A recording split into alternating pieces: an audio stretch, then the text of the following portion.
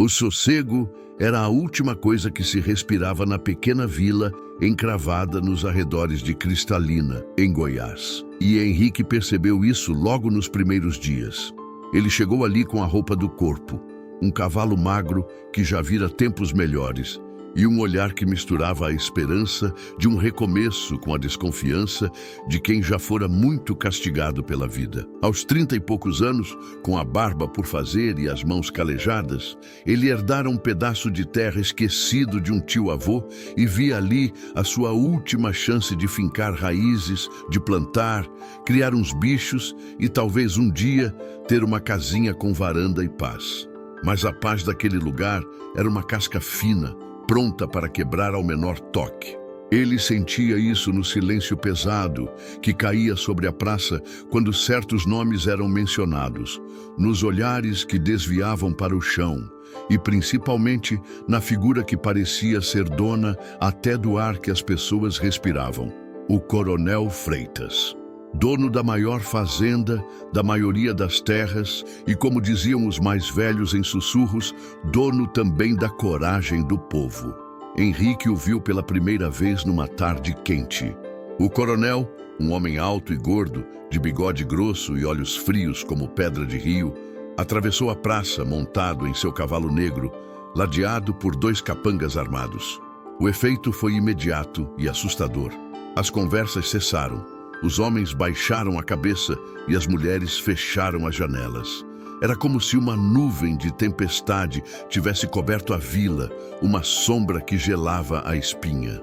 Foi logo depois disso, sentado na sombra de um pé de pequi, que Henrique ouviu, sem querer, a conversa de 2 velhos. A voz era um fio, quase sumindo no vento. A menina Luzia sumiu de novo, disse um deles. Foi para a fazenda do coronel trabalhar e nunca mais ninguém viu. O outro respondeu, a voz ainda mais baixa. O pai dela foi perguntar e voltou com o olho roxo e a boca calada para sempre. Falaram que ela fugiu com gente de fora, mas quem acredita nisso? É melhor deixar quieto, compadre. Quem muito pergunta, amanhece com a boca cheia de formiga. Henrique sentiu um incômodo no peito, uma farpa que se cravou em sua consciência. Luzia, um nome, uma história, um desaparecimento abafado pelo medo. Ele tentou focar em sua terra, no arado, na cerca que precisava de reparo, mas a história da moça sumida não saía de sua cabeça. Aquela vila não estava em paz, estava doente, doente de medo. 2 semanas se passaram, uma calmaria tensa, até a noite em que o céu se cobriu de nuvens e o vento trouxe um cheiro de terra molhada, embora não tivesse chovido. Henrique estava fechando o galinheiro quando ouviu, primeiro, passos apressados na estrada de terra. Depois, o som inconfundível de um choro doído, desesperado, de quem corre da própria morte. Ele pegou a lamparina, o coração batendo forte, e foi até a cerca. Na curva do caminho, uma figura feminina cambaleava, o vestido em farrapos, os cabelos soltos, o rosto uma máscara de poeira e lágrimas. Ao ver a luz da lamparina de Henrique, ela caiu de joelhos. Moça, o que aconteceu? Tá ferida? Ele correu até ela, a voz firme, mas gentil. Ela se encolheu, tentando fugir. Por favor, não me devolve. Chorou, a voz quebrada. Não me leva de volta para lá. Ele vai me trancar igual fez com a outra. Henrique sentiu a raiva subir quente como febre. Calma, ninguém vai te levar para lugar nenhum. Qual o seu nome? Maria Clara, sussurrou ela, ofegante. Ele a ajudou a se levantar e a levou para dentro de sua casa simples. Deu-lhe um copo d'água, cobriu-a com uma manta e fechou as portas e janelas. O medo dela era tão palpável que o assobio do vento parecia uma ameaça. Horas depois, mais calma, sentada à beira do fogão a lenha, Maria Clara contou sua história. Disse que trabalhava na fazenda do coronel há 2 meses, que ele parecia gentil no começo, mas logo revelou sua verdadeira face. Começou a chamá-la para conversas em seu escritório, a tocar em seus braços, a fazer promessas que soavam como ameaças. Contou sobre os quartos trancados, de onde às vezes se ouviam choros abafados durante a noite. Luzia. Ela tentou fugir. Tentou contar para alguém, disse Maria Clara, a voz engasgada. Depois disso, ela sumiu. E hoje ele tentou me pegar. Disse que eu ia fazer companhia para ela. Eu corri para o mato, me ralei toda, mas escapei. Henrique olhou para aquela moça frágil e aterrorizada e sentiu como se olhasse para uma irmã. O desamparo dela era o desamparo de toda a vila.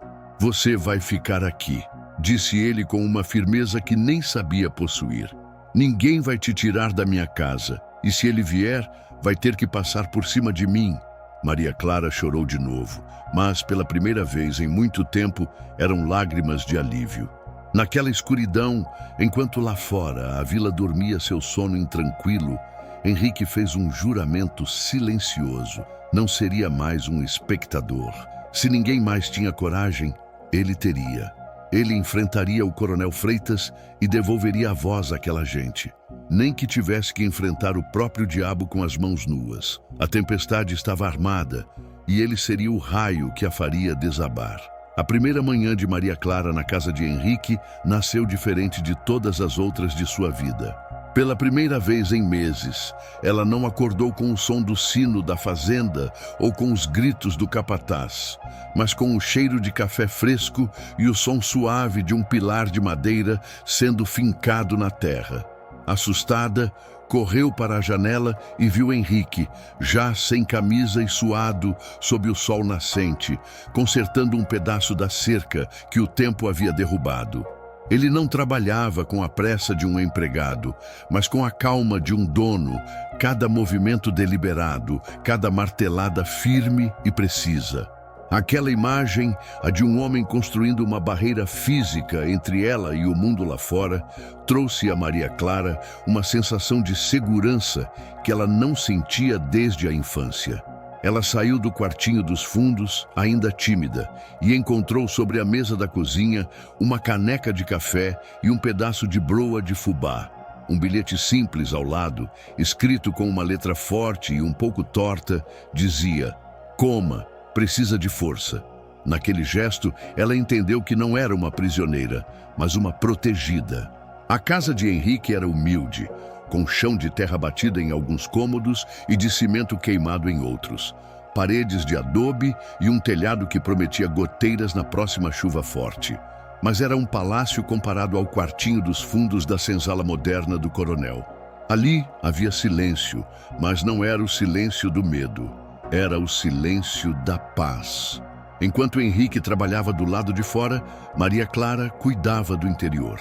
Lavou as poucas roupas que tinha, varreu o chão e, com um pouco de farinha e ovos que encontrou na despensa, fez um bolo simples de fubá, cujo aroma doce e reconfortante começou a expulsar o cheiro de mofo e solidão da pequena casa. Quando Henrique entrou para o almoço, sujo de terra e suor, ele parou na porta e olhou para a mesa posta, para a casa limpa, para o bolo no centro da mesa. Ele sorriu, um sorriso genuíno e cansado. Fazia tempo que essa casa não tinha cheiro de lar, disse ele. Eles almoçaram em um silêncio confortável. Não era mais o silêncio do medo, mas o de duas almas feridas que aprendiam a confiar uma na outra. Henrique sabia, no entanto, que aquela paz era uma bolha frágil. O Coronel Freitas não era homem de esquecer ou desistir. A tranquilidade da vila era o silêncio de uma cobra se preparando para o bote. Naquela mesma tarde, ele precisou ir à venda do seu quincas para comprar querosene e sal. "Fique aqui, tranque a porta e não abra para ninguém, não importa o que ouça", instruiu ele a Maria Clara. "Eu volto logo." Ao chegar na vila, a sensação de estar sendo vigiado era quase física. Os homens que costumavam conversar na porta da venda se calaram quando ele se aproximou. As mulheres que varriam a calçada apressaram o passo para dentro de casa. Ele sentia os olhares em suas costas, curiosos e, ao mesmo tempo, amedrontados. Sabia que não era por ele, mas pelo que ele representava, um desafio à ordem do coronel. Na venda, seu quincas, um homem de idade, de olhar cansado, o atendeu com uma presteza nervosa. "Bom dia, seu Henrique. O que vai ser hoje?" "Só o de sempre, quincas, querosene e sal." Enquanto o velho comerciante media o querosene, Um dos capangas do coronel, o temido Zé Faísca, entrou na venda. Ele não comprou nada. Apenas se encostou no balcão, limpando os dentes com um palito, os olhos pequenos e cruéis, fixos em Henrique. "E aí, forasteiro?", disse Zé Faísca, a voz arrastada. "Gostando da nossa vila? Dizem que o ar daqui é bom, mas às vezes pesa para quem não é acostumado." Henrique pegou seu pacote de sal, pagou a seu quincas e se virou para o capanga. "O ar é bom. O que estraga às vezes é o tipo de bicho que respira ele", respondeu, a voz calma, mas firme. Zé Faísca riu, um som seco e sem alegria. "Bicho! Tem muito bicho traiçoeiro por essas matas, forasteiro. Onça, cobra e gente que se esconde. O coronel não gosta de bicho escondido em terra que ele olha. Uma hora a caçada começa." A ameaça era clara. Henrique apenas assentiu lentamente. "Avisa o seu patrão que eu também não gosto de bicho que ataca pelas costas e que às vezes o caçador vira a caça." Ele saiu da venda, deixando para trás um Zé Faísca com o sorriso desfeito e um seu quincas pálido de medo. No caminho de volta, Henrique sentiu que o cerco invisível se fechava. O coronel não iria agir diretamente por enquanto. Ele usaria o veneno, a fofoca, a pressão psicológica. Faria da vila inteira seus olhos e ouvidos, isolando Henrique até que ele não tivesse para onde correr. Ao chegar em casa, encontrou Maria Clara sentada no chão da sala, com um pedaço de carvão e uma folha de papel de embrulho. Ela desenhava com traços hesitantes um rosto de mulher. "Estou tentando lembrar do rosto da Luzia", disse ela, a voz baixa. "Se eu conseguir desenhar, talvez alguém na vila a reconheça, possa dizer onde a viu pela última vez." Henrique olhou para o desenho, para a determinação nos olhos de Maria Clara, e sentiu uma onda de admiração. Mesmo depois de tudo o que passara, ela ainda se preocupava com a outra. "Você é mais forte do que pensa, Maria Clara. A gente só descobre a força que tem quando ser forte é a única opção", respondeu ela. Uma frase que parecia ter saído da boca de uma mulher muito mais velha. Naquela noite, eles conversaram por horas. Henrique contou um pouco de sua vida, das perdas que o fizeram vagar pelo país, da promessa que fez a si mesmo de nunca mais fugir de uma injustiça. Maria Clara, por sua vez, contou mais sobre a vida na fazenda, sobre as outras moças, sobre os pequenos atos de crueldade de Valdemar que ninguém via. Enquanto falavam, uma tempestade se formou lá fora. A chuva forte começou a cair e, com ela, as goteiras que Henrique temia. Ele pegou baldes e panelas para aparar a água, enquanto Maria Clara ria pela primeira vez. Um riso genuíno que iluminou a pequena casa. No meio do caos da chuva e das goteiras, eles encontraram um momento de normalidade, de cumplicidade. A fortaleza silenciosa que estavam construindo se tornava mais forte, mas ambos sabiam que a tempestade de verdade, a que viria com o nome do Coronel Freitas, ainda estava por vir, e ela seria implacável. A fortaleza de Henrique, antes um refúgio de paz, havia se transformado em uma ilha sitiada. O mundo do lado de fora, a vila de Cristalina, tornou-se território inimigo. Ele sabia que cada par de olhos que o encontrava na rua era potencialmente um espião do Coronel Freitas. O cerco não era feito com homens armados cercando sua propriedade, ainda não. Era mais sutil, mais perverso. Era um cerco feito de silêncio, de portas que se fechavam à sua passagem, de conversas que morriam quando ele se aproximava. O coronel era mestre nesse jogo de poder, o jogo de isolar sua presa, de fazê-la sentir-se completamente só no mundo antes de dar o bote final. Dentro da pequena casa de adobe, a rotina de Henrique e Maria Clara se adaptou a essa nova realidade. Durante o dia, ele trabalhava na roça, sempre com a espingarda velha encostada em uma árvore próxima, o olhar varrendo a estrada a cada poucos minutos. Ele reforçou a tranca da porta, colocou uma barra de aroeira na janela do quartinho dos fundos onde Maria Clara dormia e cavou um pequeno esconderijo sob o assoalho do galpão, um buraco forrado com tábuas e palha.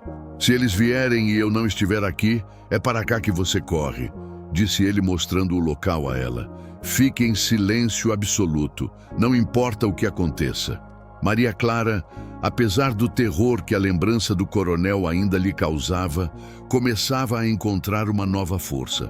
A presença de Henrique, sua calma e sua determinação inabalável era um bálsamo para sua alma ferida.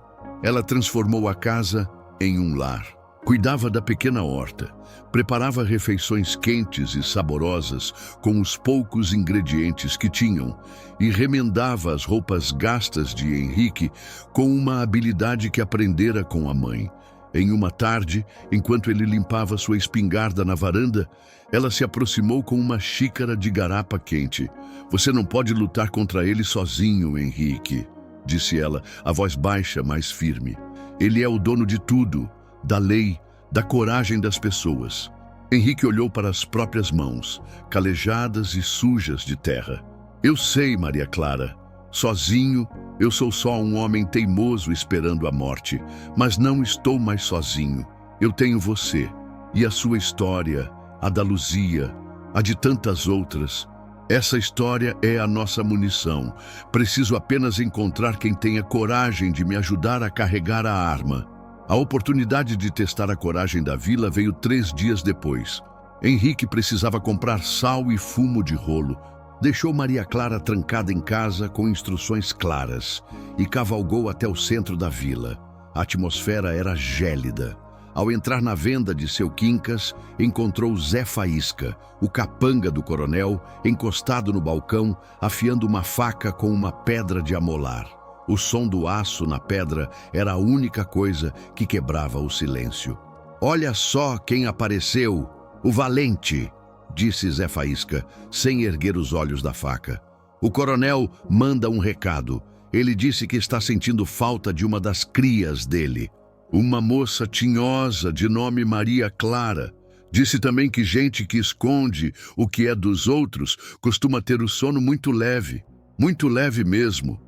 Henrique sentiu a raiva queimar em seu peito, mas manteve a voz calma. Diga ao seu patrão que o que é dele está bem guardado na conta do diabo, e que se ele está com saudade, pode ir na frente, que o encontro deles está marcado. Zé Faísca parou de afiar a faca e finalmente encarou Henrique. O olhar do capanga era pura maldade. Você fala grosso, forasteiro, mas a gente vai ver se essa sua coragem aguenta o aperto. Ele guardou a faca, cuspiu no chão e saiu, deixando a ameaça pairando no ar como fumaça. Seu quincas, pálido, entregou as compras a Henrique sem dizer uma palavra. Mas quando Henrique se virou para sair, o velho comerciante segurou seu braço por 1 segundo e sussurrou, tão baixo que mal se podia ouvir: procure o padre, à noite, a sacristia. Foi a primeira fresta de luz na escuridão. Alguém na vila, mesmo morrendo de medo, havia escolhido um lado. Naquela mesma noite, sob um céu sem estrelas, Henrique deixou Maria Clara segura no esconderijo do galpão e seguiu pelas ruelas escuras até a igreja. A porta da sacristia, nos fundos, estava entreaberta. Lá dentro, à luz de uma única vela, o padre Ambrósio, um homem de ombros curvados mais pelo peso da consciência do que pela idade, o esperava. Eu sabia que você viria, disse o padre, a voz trêmula. Seu quincas me contou. O que você quer de mim, meu filho? Eu sou um homem de Deus, não um homem de briga. Henrique fechou a porta atrás de si. Estou aqui, padre, porque o senhor é um homem de Deus, e o que o coronel Freitas faz naquela fazenda é a obra do diabo. O senhor sabe disso. O padre sentou-se pesadamente em um banco de madeira, o rosto entre as mãos. Eu sei, confessou ele, a voz embargada. Eu confessei meninas que saíram de lá com a alma em pedaços. Eu ouvi histórias que me tiraram o sono por anos. Eu vi o pai da Luzia ser espancado e depois tive que ouvir a versão mentirosa do coronel que me deu dinheiro para a reforma do telhado da igreja na semana seguinte. A confissão era dolorosa. O padre era um homem bom, mas fraco, paralisado pelo medo e pela culpa. Eu me calei, meu filho. Rezei, pedi a Deus que interviesse, mas nunca tive a coragem de ser eu mesmo a intervenção de Deus. Henrique se ajoelhou na frente do padre, um gesto que surpreendeu o velho sacerdote. Pois Deus te ouviu, padre. Ele me mandou aqui, mas eu não posso fazer nada sozinho. O Senhor ouve os segredos dessa cidade. O Senhor conhece as dores de cada família. Preciso que me ajude a encontrar outras pessoas. Pessoas que, como o Senhor, estão cansadas de rezar em silêncio e prontas para agir. O padre Ambrósio olhou para as mãos de Henrique, mãos de lavrador, fortes e honestas. Viu em seus olhos a determinação que a ele sempre faltara. As lágrimas escorreram por seu rosto enrugado. Dona Margarida, disse ele finalmente, a lavadeira. Ela lavou as roupas da fazenda por 30 anos. Ela sabe de todos os segredos sujos que aquelas paredes escondem. Ela viu mais sangue e lágrimas do que qualquer soldado em guerra. Mas ela é dura, desconfiada. Deixe comigo, respondeu Henrique, levantando-se. A senhora só precisa me dizer onde encontrá-la sem que os olhos do coronel nos vejam. Naquele momento, na pequena sacristia mal iluminada, uma aliança improvável foi selada. A fé vacilante do padre encontrou a coragem inabalável do forasteiro. A teia para capturar o monstro começava a ser tecida, fio por fio, no silêncio da noite de Cristalina. Henrique sabia que o caminho seria longo e perigoso, mas pela primeira vez, ele não estava mais completamente só. A ameaça de Zé Faísca na venda do seu quincas foi o estopim que Henrique precisava. Ele entendeu que a proteção física de sua casa e a força de seus braços não seriam suficientes. O coronel Freitas não era um inimigo que se vencia no braço. Era uma doença que havia se espalhado pela alma da vila, e para curá-la era preciso encontrar um remédio feito de coragem e verdade. A sussurrada sugestão de seu quincas, procure o padre à noite, ecoava em sua mente. Era um risco enorme. O padre Ambrósio era conhecido por ser um homem bom, mas de pouca fibra.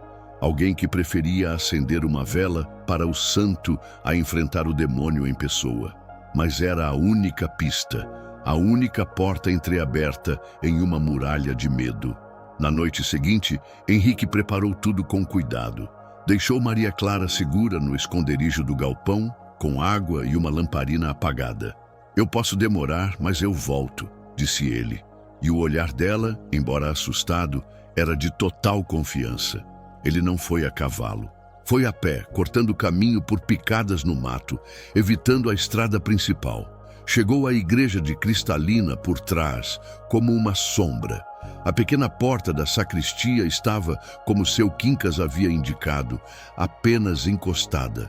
Ao entrar, o cheiro de incenso velho e de velas apagadas o envolveu.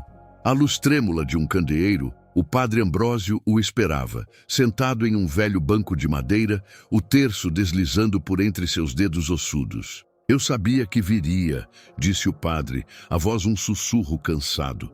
A vila inteira sente a eletricidade no ar desde que você chegou. O que quer de mim, meu filho? Já sou velho demais para guerras. Henrique fechou a porta com cuidado. O som do ferrolho se fechando pareceu ecoar por toda a igreja vazia. Padre, uma guerra só acontece quando dois lados lutam. Aqui, por enquanto, só um lado ataca e o outro apenas sofre em silêncio. Eu não vim pedir para o senhor pegar em armas. Vim pedir para o senhor usar a sua voz e a sua memória. Henrique sentou-se à sua frente. Ele não fez rodeios. Contou sobre Maria Clara, sobre a fuga, sobre as histórias dos quartos trancados e sobre Luzia. Cada palavra era dita com uma calma e uma firmeza que impressionaram o sacerdote. O padre ouvia, o rosto afundado nas mãos. Quando Henrique terminou, o silêncio foi preenchido apenas pelos soluços contidos do velho homem. Eu sou um covarde, meu filho, confessou o padre, as lágrimas finalmente vencendo. Eu sempre soube, não de tudo, mas o suficiente. Eu confessei moças que saíram daquela fazenda com a alma partida. Elas falavam em pesadelos, em tristeza profunda. mas eu via o terror nos olhos delas. Eu via as marcas roxas nos braços que elas tentavam esconder com as mangas compridas. E o que eu fiz? Rezei. Pedi a Deus que as confortasse. Ele ergueu o olhar para Henrique, os olhos vermelhos de vergonha. O pai da Luzia, o seu Manuel, ele veio aqui, desesperado, disse que a filha tinha sumido. Eu disse a ele para ter fé. Na semana seguinte, o coronel Freitas fez uma doação generosa para a festa do padroeiro. E eu me calei. A confissão do padre era a confissão de toda a vila. A culpa coletiva, o medo que se transformava em cumplicidade. Henrique não o julgou. Ele estendeu a mão e tocou o ombro do sacerdote. O senhor não é um covarde, padre.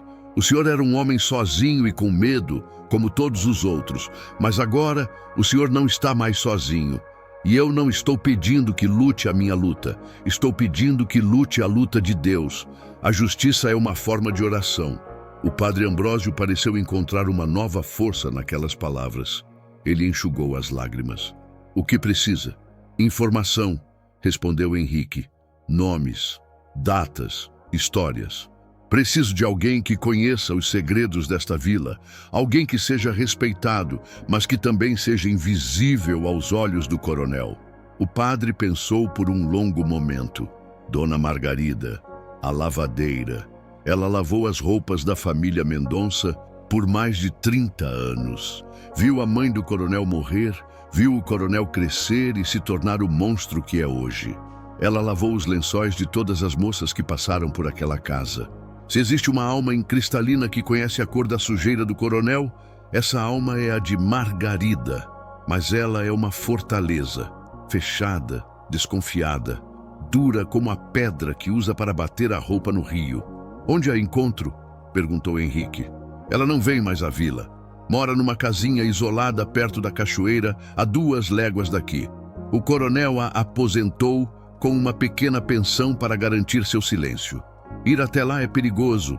Ele tem vigias por toda a parte. O padre então teve uma ideia. Amanhã é dia de benzer as águas. É uma tradição antiga. Eu vou até a cachoeira para a cerimônia. Dona Margarida sempre aparece. É a única vez no ano que ela sai de casa. Vá como se fosse um fiel. Misture-se aos outros. Leve Maria Clara. A presença dela pode ser a chave para quebrar o silêncio de Margarida. O plano estava traçado. Henrique agradeceu ao padre e saiu da sacristia da mesma forma que entrou, como uma sombra. Mas agora ele não era mais uma sombra solitária. A teia de segredos e resistência começava a ser tecida, e seu próximo fio era uma velha lavadeira, dona de mais verdades do que o coronel Freitas poderia imaginar. A tradição de benzer as águas em Cristalina era mais antiga que a própria vila. Era um ritual que misturava a fé católica com crenças mais antigas, da terra, dos primeiros habitantes. Uma vez por ano, no auge da estação seca, o padre descia até a cachoeira que alimentava o rio e, com rezas e água benta, pedia aos céus por chuva e fartura. Era um dos poucos eventos que unia toda a comunidade, dos peões mais humildes aos fazendeiros mais ricos, todos em uma trégua momentânea diante da força da natureza. Para Henrique, no entanto, a cerimônia daquele ano não tinha nada de sagrado. Era uma missão. Ele e Maria Clara saíram de casa antes do amanhecer, misturando-se a um pequeno grupo de fiéis que fazia o percurso a pé. Maria Clara usava um lenço na cabeça, o rosto parcialmente coberto, e caminhava de cabeça baixa, o medo de ser reconhecida uma presença física ao seu lado. Henrique a protegia com sua presença silenciosa, o olhar atento a qualquer movimento suspeito na estrada. Eles não trocaram muitas palavras. O plano havia sido repassado na noite anterior. Chegar, localizar Dona Margarida, e Henrique encontraria uma forma de se aproximar dela sozinho, usando a multidão como camuflagem. A cachoeira era um lugar de beleza selvagem. Um paredão de pedra por onde a água, mesmo pouca naquela época do ano, descia formando um poço de águas escuras e geladas, cercado por uma vegetação densa. Cerca de 50 pessoas se reuniam nas pedras, segurando velas e ramos de alecrim. O padre Ambrósio, com suas vestes sagradas, já estava posicionado perto da queda d'água, a voz fraca tentando se sobrepor ao barulho da correnteza. Henrique logo a encontrou. Dona Margarida estava afastada do grupo principal, sentada sobre uma grande pedra lisa, quase na beira da mata. Era uma mulher de postura rígida, a pele escura e enrugada pelo sol e pelo tempo. Seus braços eram fortes, musculosos, braços de quem passou a vida inteira lutando contra a sujeira do mundo. Ela não rezava, apenas olhava para a água com uma expressão que não era de fé, mas de memória, como se enxergasse nas águas correntes as manchas que nunca conseguiu lavar por completo. Enquanto o padre iniciava a ladainha, Henrique se aproximou lentamente. Dona Margarida, disse ele, a voz baixa. A velha senhora virou-se com a agilidade de um animal do mato. Seus olhos pequenos e penetrantes o analisaram de cima a baixo com uma desconfiança afiada. Quem pergunta? Meu nome é Henrique. Sou o novo dono das terras do velho Batista. Sei quem você é, cortou ela. O forasteiro que o coronel quer ver morto. O que você quer comigo? Se veio pedir reza, procure o padre. Se veio por fofoca, procure as beatas. Eu não tenho nada para oferecer. Sua voz era áspera como a pedra em que estava sentada. Eu vim por causa da Luzia, disse Henrique, indo direto ao ponto. E da Benta, e da Terezinha, e de todas as outras. O corpo de Dona Margarida enrijeceu.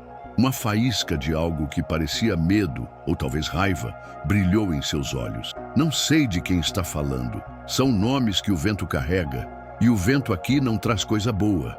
A senhora sabe sim, insistiu Henrique, sentando-se em uma pedra próxima, mantendo uma distância respeitosa. O padre Ambrósio me disse que a senhora tem a memória mais limpa e as mãos mais sujas de segredos desta vila. Margarida cuspiu no chão. O padre é um homem bom que vive com medo. E o medo faz os homens bons falarem o que não devem. Vá embora, moço. Você está mexendo num vespeiro que já ferrou gente mais forte que você. Uma das moças que conseguiu fugir está na minha casa. O nome dela é Maria Clara, revelou Henrique. Ela está aqui, no meio dessa gente, rezando para que alguém tenha a coragem de falar.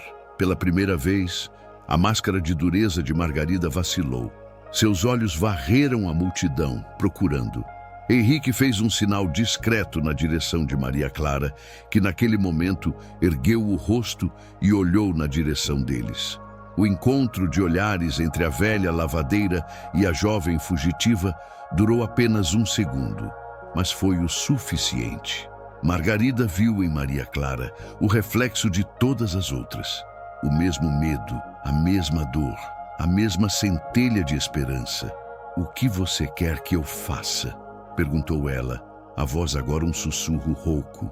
Que me conte o que sabe, que me dê uma prova. Qualquer coisa que me ajude a parar aquele monstro. Margarida ficou em silêncio por um longo tempo, os olhos perdidos na água da cachoeira. Prova, murmurou ela. A prova do crime de um homem como o Coronel Freitas não se escreve em papel, se escreve com sangue, e eu lavei muitas delas. Ela então começou a contar. Falou sobre os vestidos que chegavam rasgados, sobre as peças de roupa íntima manchadas, sobre os lençóis que ela tinha que ferver por horas para tentar apagar o horror.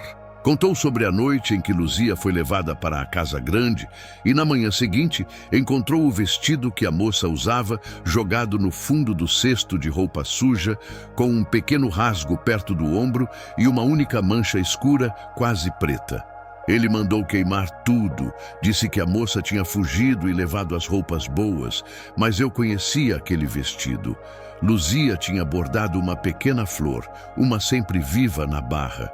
Era o seu segredo, o seu toque de beleza no meio de tanto sofrimento.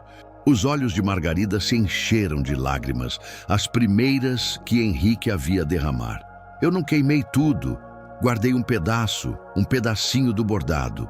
Ela enfiou a mão no bolso de seu vestido velho e tirou um pequeno saquinho de pano. Dentro, enrolado com cuidado, estava um retalho de tecido com a pequena flor bordada e a mancha de sangue seco. Eu guardei isso por anos. Não sei por quê. Talvez por remorso. Talvez porque eu sabia que um dia alguém como você ia aparecer. Henrique pegou o retalho com o cuidado de quem segura algo sagrado. Era a primeira prova física, a primeira conexão real com uma das vítimas desaparecidas. Isso é o suficiente? Perguntou Margarida. É o começo, respondeu Henrique. O começo do fim dele. Naquele momento, a cerimônia do padre terminou. As pessoas começaram a se dispersar. Preciso de mais uma coisa, disse Henrique. Preciso que a senhora convença outras pessoas a falar. Gente de confiança. Gente que também viu, que também ouviu, mas que nunca teve coragem. Margarida o encarou, a antiga dureza voltando ao seu olhar, mas agora misturada com uma nova determinação. Deixe comigo. O medo pode ter calado a boca do povo, mas não arrancou a língua de todo mundo. Vou encontrar as vozes que o coronel tentou afogar. A aliança mais importante daquela guerra silenciosa estava selada. A teia de resistência agora tinha um novo e poderoso fio. A memória e a coragem de uma velha lavadeira que, por anos, lavou os pecados de um monstro, mas guardou consigo a prova de que a sujeira, por mais que se esfregue, nunca desaparece por completo. A pequena chama de esperança, acesa na cachoeira, precisava ser protegida do vento forte da tirania do coronel Freitas. Henrique sabia que o retalho de pano com a flor bordada por Luzia era mais do que uma prova. Era um símbolo, um estandarte para sua pequena e secreta revolução. Mas um estandarte só tem força quando há um exército, por menor que seja, disposto a marchar sob ele. Retornaram à vila sob o manto da normalidade, mas nada mais era normal. A cumplicidade entre Henrique e o padre Ambrósio agora era um segredo compartilhado, uma corrente invisível que os unia. E Dona Margarida, a velha lavadeira, que por décadas havia se curvado sob o peso dos segredos, agora caminhava com a espinha um pouco mais reta, como se tivesse finalmente se livrado de uma carga pesada. O plano de ação foi traçado em sussurros, em encontros furtivos que quebravam a monotonia do medo. Dona Margarida, com a desculpa de visitar parentes doentes ou de vender seus sabões de cinza, começou a percorrer as casas mais humildes da vila. Ela não chegava acusando ou perguntando diretamente. Era mais esperta que isso. Chegava com um pão de milho, sentava-se na cozinha, falava da seca, da colheita, da saúde dos filhos e só então, quando a confiança se estabelecia, ela tocava no assunto. Lembro-me da sua Benta, dizia ela a uma mãe de olhar triste. Menina boa, trabalhadeira, sinto uma falta dela.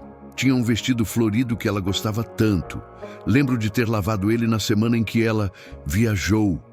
E ao ver a lágrima solitária escorrer pelo rosto da outra mulher, Margarida sabia que havia encontrado mais uma aliada. Ela não pedia que a mulher fosse ao delegado, pedia algo mais simples, mais seguro. A senhora não teria um retrato dela guardado? Uma carta? Qualquer coisinha que prove que ela existiu, que ela sorriu, que ela não era só um nome que o vento levou? Fio por fio, a teia de sussurros ia sendo tecida.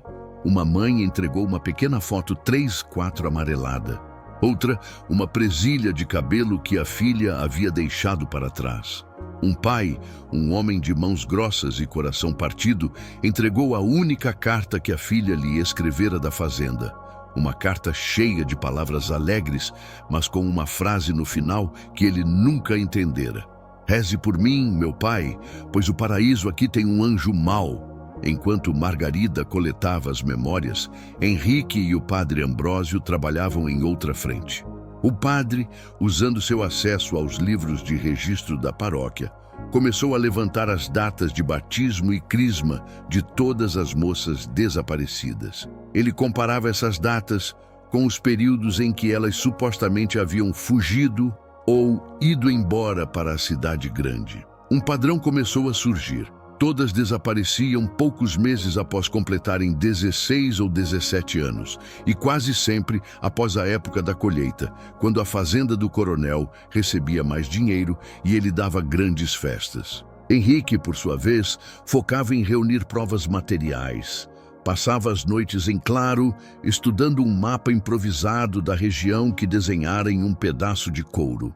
Com as informações de Maria Clara, ele marcou os locais dos quartos trancados, a localização do velho galpão e outros pontos de interesse na vasta propriedade do coronel. Ele precisava de uma forma de entrar lá sem ser visto. A oportunidade veio de onde menos se esperava. Seu Quincas, o dono da venda, o procurou numa noite, batendo em sua porta com o chapéu na mão e o rosto pálido. Seu Henrique, o coronel mandou o capataz aqui. Quer que eu forneça uma grande quantidade de mantimentos para uma caçada que ele vai fazer no fim de semana. Quer que eu entregue tudo lá na fazenda, na cozinha dos fundos, no sábado bem cedo. A mente de Henrique trabalhou rápido. Seu Quincas, o senhor vai fazer essa entrega. E eu vou junto, escondido na carroça, debaixo das sacas de feijão. O velho comerciante gelou. Mas, seu Henrique, se eles nos pegam, eles não vão pegar, disse Henrique com firmeza. É a nossa única chance. E o senhor, seu Quincas, precisa decidir de que lado da história quer ficar. No sábado, antes do amanhecer, a carroça de seu Quincas parou na porteira de Henrique. Ele se despediu de Maria Clara com um beijo rápido e uma promessa. Eu volto antes do sol se pôr. Ela o segurou pelo braço. Tome cuidado e traga a verdade com você. Escondido sob uma lona grossa, atrás de sacos de arroz e feijão, Henrique entrou na boca do lobo. O cheiro da fazenda era o mesmo, mas agora ele o sentia de forma diferente. Era o cheiro da injustiça. Enquanto seu Quincas descarregava os mantimentos na cozinha, distraindo Dona Benedita, a nova cozinheira, já que a antiga havia sido mandada embora, Henrique deslizou para fora da carroça e se esgueirou pelos fundos da casa grande. Ele se moveu com a agilidade de um caçador, o coração martelando no peito. Encontrou o velho galpão, exatamente como Maria Clara descrevera. A porta estava trancada com um cadeado pesado, mas uma das janelas dos fundos estava quebrada. Ele entrou. O lugar era escuro, empoeirado, e cheirava a mofo e a algo mais. Um cheiro adocicado e ruim de tristeza antiga. No chão, ele encontrou o que procurava. Pequenos objetos espalhados pela palha. Uma fita de cabelo desbotada, um botão de madrepérola que parecia ter sido arrancado de uma blusa. E num canto escuro, arranhado na parede de madeira, um nome. Luzia. Ao lado do nome, um desenho tosco de uma flor, uma sempre viva, idêntica à do bordado que Dona Margarida lhe dera. Ele fotografou tudo com um pequeno celular velho que conseguira emprestado, a única peça de tecnologia em sua guerra analógica. Ao sair do galpão, ele ouviu vozes. O coronel e Zé Faísca caminhavam em sua direção. Henrique se escondeu atrás de uma pilha de lenha, o coração na boca. Tem certeza que o forasteiro não sabe de nada? Perguntou o coronel. Tenho, patrão. É só um teimoso. Dei o recado. Ele tá com medo. Dá para ver nos olhos. Respondeu o capanga. Pois eu não tenho tanta certeza, rosnou Freitas. Esse silêncio dele me incomoda. Dobre a vigilância. Mande o Bira ficar de olho na casa dele dia e noite. Quero saber até quando ele tosse. Se a gente não arrancar essa erva daninha pela raiz, ela vai dar semente. Eles passaram a poucos metros do esconderijo de Henrique e seguiram para a casa grande. Henrique esperou o momento certo e conseguiu voltar para a carroça de seu Quincas sem ser visto. Quando finalmente chegou de volta à sua pequena casa, ele estava exausto, mas triunfante. Ele tinha as provas, tinha os testemunhos e agora tinha a certeza de que a fúria do coronel estava no auge. A caçada não era mais invisível, estava declarada, e o próximo movimento seria o dele. A noite na casa de Henrique foi de vigília. Sob a luz da lamparina, ele, o padre Ambrósio e Dona Margarida se reuniram em segredo. Sobre a mesa de madeira espalharam o fruto de sua perigosa colheita. O testemunho detalhado de Maria Clara, as pequenas lembranças das outras mães, a foto, a presilha, a carta, o retalho de vestido com a flor bordada e o sangue de Luzia e as novas e chocantes fotografias que Henrique tirara no galpão. Era um dossiê de dor, um mosaico de vidas interrompidas montado pela coragem de poucos. Temos o suficiente, disse Henrique, a voz grave. Mas o delegado daqui é homem do coronel. Levar isso a ele é o mesmo que entregar a nossa sentença de morte. O padre Ambrósio, que passara dias rezando e buscando uma solução, finalmente teve sua iluminação. Eu tenho um sobrinho, meu filho. Ele não é padre, seguiu outro caminho. Tornou-se promotor de justiça na capital, em Goiânia. É um homem direito, incorruptível, que odeia as injustiças do sertão que seu pai, meu irmão, tanto sofreu. Se conseguirmos levar este dossiê até ele, a força da lei virá de um lugar onde o poder do coronel não alcança. O plano era arriscado. A viagem até Goiânia era longa, e com os olhos do coronel vigiando cada passo de Henrique, sair da vila seria quase impossível.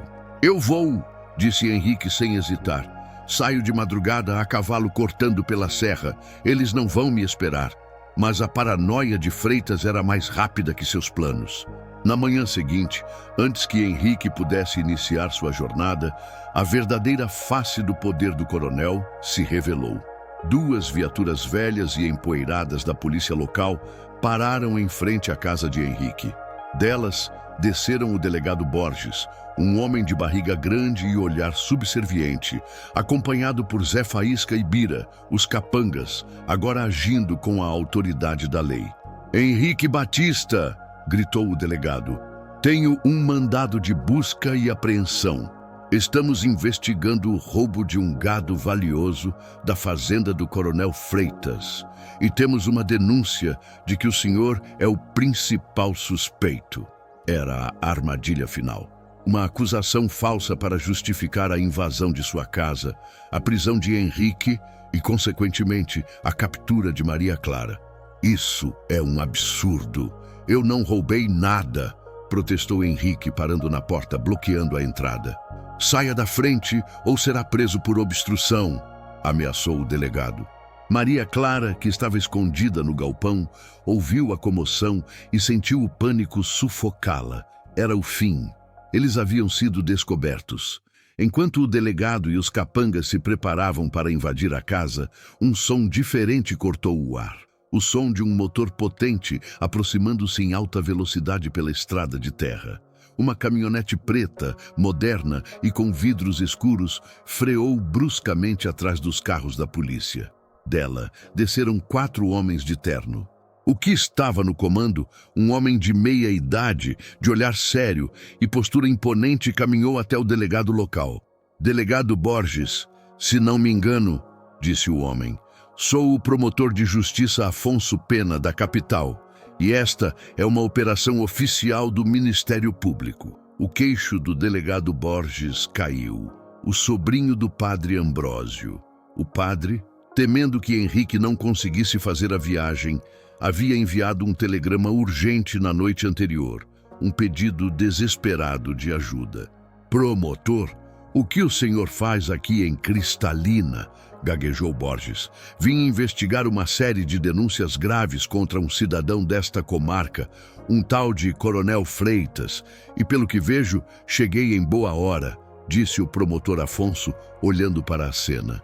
Nesse momento, Henrique entendeu. Ele fez um sinal para a porta do galpão. Maria Clara, vendo os homens de terno e ouvindo a palavra promotor, criou coragem e saiu, caminhando em direção ao grupo. Meu nome é Maria Clara. E eu sou uma das vítimas do Coronel Freitas, disse ela, a voz trêmula, mas firme. Foi o estopim. Com a chegada da autoridade da capital, o medo que paralisava a vila se quebrou. Dona Margarida surgiu, trazendo consigo as outras mães. Elas mostraram as fotos, as cartas, as presilhas. Henrique entregou ao promotor o dossiê completo, incluindo o retalho de vestido. Diante do promotor de justiça, de provas materiais e do testemunho vivo de Maria Clara, o castelo de cartas do delegado Borges e do coronel desmoronou. O promotor deu voz de prisão ao delegado local por prevaricação e cumplicidade. Os capangas foram desarmados e algemados. E então, o promotor Afonso deu a ordem final. Vamos até a fazenda Braúna Alta e vamos trazer o coronel Freitas para que ele responda à verdadeira justiça. A prisão do coronel foi um espetáculo que a Vila de Cristalina nunca esqueceu. Ele foi retirado de sua casa grande, não mais como o tirano todo-poderoso, mas como um criminoso comum, algemado sob o olhar de dezenas de pessoas que ele havia aterrorizado por anos. O julgamento na capital foi rápido. As provas eram esmagadoras. Coronel Freitas foi condenado por sequestro, cárcere privado, estupro e pelo assassinato de ao menos 2 moças, incluindo Luzia. Morreu anos depois na prisão, um homem velho e esquecido.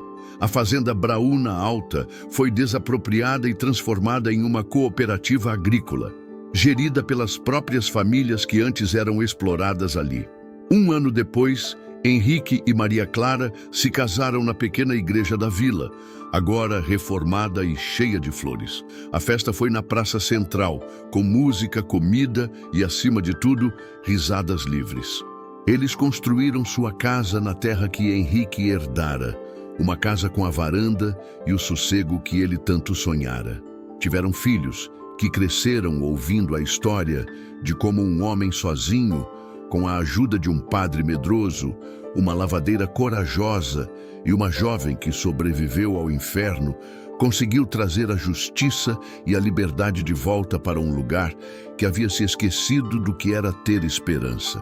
E a história dele se tornou um caos, uma lenda contada nas noites de Goiás, para que ninguém jamais se esquecesse de que o poder de um tirano só dura até o dia em que um homem justo decide que já basta. Histórias como esta nos lembram que a fé e a dignidade são as raízes mais fortes que existem. Se você também acredita no poder da justiça, peço que deixe sua curtida neste vídeo, inscreva-se no canal para continuar recebendo nossas prosas de esperança e comente aqui embaixo de qual cidade você é, ou simplesmente escreva "A Justiça Venceu" para celebrarmos juntos. Um grande abraço e fiquem em paz.